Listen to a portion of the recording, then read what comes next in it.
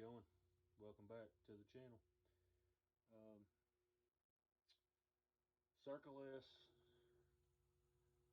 leather and wax. Okay, we're gonna have waxes and stuff. Talk about that in other videos. Right now, I'm going to talk about our tool bags. I actually made a video about this. I'm gonna kind of show it to you.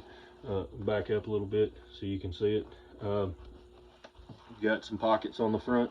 The inside of these, okay, is double stitched down the sides, riveted with a large rivet at the top, large rivet at the bottom. I turn it inside out and get it ready. What I do with these is I take a piece of, this is obviously is not finished. It's got fibers on the back of it. I put a piece of veg tan leather on the back. Okay, this folds over the veg tan and is riveted and sewn to the veg tan. Okay, that way you've got a piece of veg tan on this seam that's going to fold over with it. So when it folds over and you're wearing it on your belt, okay, if you're wearing this on a belt, which this is coming with a work belt, when you're carrying it, see if I can do this here. When you're carrying it on your belt and it's folded over, there's going to be a piece of veg tan up here that's folded over too that is riding on the belt. It's not going to be riding on this tool bag. Tool bag is a softer leather, which I believe would be fine, but I like to overkill things, so that's what we're going to do. I'm calling that the Beast. Okay, this is the bag I was sewing up, or sewn up, which you can tell it's not right. It's off. This is different from this. It's the distance between here and here, here and here is different. Not to mention it's off. Now I could have fixed that being lopsided and off. I could have fixed that, no problem. But I couldn't fix this because the holes are already in it. I'm not sending that out. I'm not going to sell that. I'll make something out of it, but it's not leaving the shop unless I give it to somebody, and somebody may want it. I may start doing a deal where I'm giving stuff away, stuff that I mess up. If you want it for something, I mean, shoot, you could nail that to a bench or anything, and you could drop some tools in it. I'm saying you could drop anything in it, but I can't find anything that I want to drop in it. I'm kidding. So you could drop, say your burnishers in it. You got a brush like I do, use that to polish leather and stuff. You could drop that stuff in there, just tack it to the side of the workbench, maybe tack it to a wall somewhere or something, maybe a wall, yeah, right there. Just nail it to the bottom of that, huh? All right, enough goofing around. So we're working on that. I'm also working on the wax stuff. Stuff will be in this week. I've talked about that already. We're doing knife sheaths. I've actually got one right here that I need to put some clear on. I made this for a gentleman that is doing a job for us, but it is wet molded. Okay, this is a buck 195. I believe that's 195 steel, and it is a Boone and Crockett Club knife that the gentleman sent with me. So riveted, it's got a welt in it so that you're not cutting your threads. It's glued and with barge glue, and it is also threaded with black wax thread. I don't know if you can see that. I asked him if he wanted his initials on it. He said, yeah, man, you know, I don't have to have anything fancy, you know, and he just kind of turned me loose on it. So he'd have been happy with just a plain knife sheath. That's not what I'm giving him. You tell me what you want, and I'm going to try to give you more than that, if I can, and if it makes you happy. If it doesn't make you happy, I need to know that on the front end, because you'll end up with some extra crap. I don't know.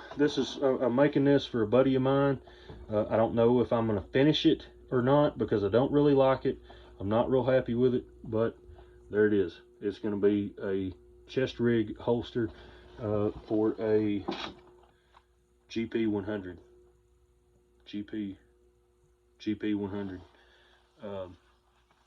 So I'm going to do that at some point. He's getting a holster. I'm making him a holster. I told him I would. He was looking for one, and I'm going to make it, and that'll be that. I'll be right back. I'm going to grab something else out of that same leather.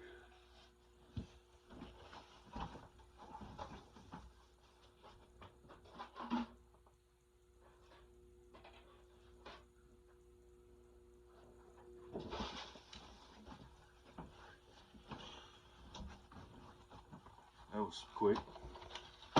So this is not finished. It still has some rounding to do. I did tool this. I really like the pillowing that I got from this leather. I was very surprised. As soon as I tooled this, I was like, oh my goodness. I mean, that's just, listen to that. It's not too deep, okay? The leather's tight now. It wasn't so tight, obviously.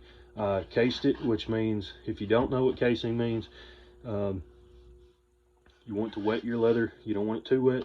You don't want it too dry before you start tooling it. You want it to take tool marks, but you do not want it to be like clay, which is what it's going to be if it's too wet. Thicker the leather, the more you got to case it, obviously. With anything, the thicker it is, the more water it's going to take. You want it to just about return to its original color. You knowing that there's moisture inside there now, but you want it to just about return to its original color before you start to tool it. Some guys, I'm telling y'all what to do, and that's not what I'm trying to do. That's what I do. Okay, you do what you want to do. You do how you want to do.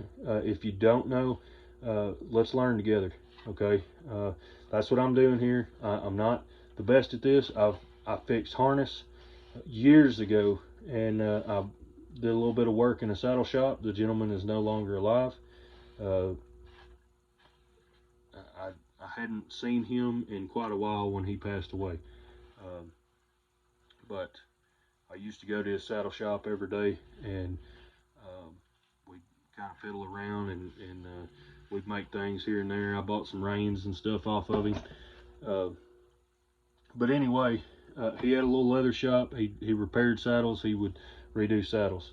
I just really liked going into that leather shop, and I always respected and appreciated a heavy, thick piece of leather. This leather right here, this I didn't even tell you what this is going to be. This is going to be a purse case, or a purse flap, okay? Purse flap, flappity flap. This is a wet molded purse front, okay? This can be cut off. All right, I just wet molded it this way because it was easier. And then your flap is going to go over the top. All right, it's going to be like a crossbody purse. See,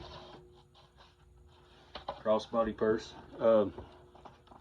My intent was that I was going to get this machine, everything was going to be square with the world, and I would be able to finish this up for an event that I'm sending these knife sheaths to. Okay, these knife sheaths are going to a St. Jude event in North America somewhere. North America. It's north of Arkansas, I know that much. So these knife sheaths, obviously one is a right hand, okay? Right hand. One is left hand. Left hand.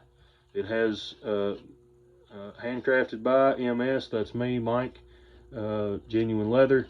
Like to put that stuff on there because it is, and these are some high quality sheaths, okay? They're not going anywhere. You keep these taken care of, keep them oiled up, you can be good. So, those are going to the St. Jude ride.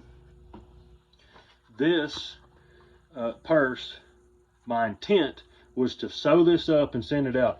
If I had to hand sew this by hand, I would not have time to do it. Okay, I know I'm making this video right now, but I've got there's a purpose for everything. All right, marketing, development, and I've still got orders to complete, which I'm going to end up having to hand sew that tool bag, I'm quite certain. But I'm excited about this. I want to do this. I want to finish this. I would love to send it to that St. Jude ride and let them get all the money they could for it. Okay, I'm not the best at everything, but it's something that I think would sell there. It's a trail ride they're doing, and they're doing auctions, or a auction there. So should be good to go as far as that, if I can get that done. I don't know that I'll be able to. Obviously, this machine is down. It's disheartening at best. So, as always, y'all be good and come back and see us.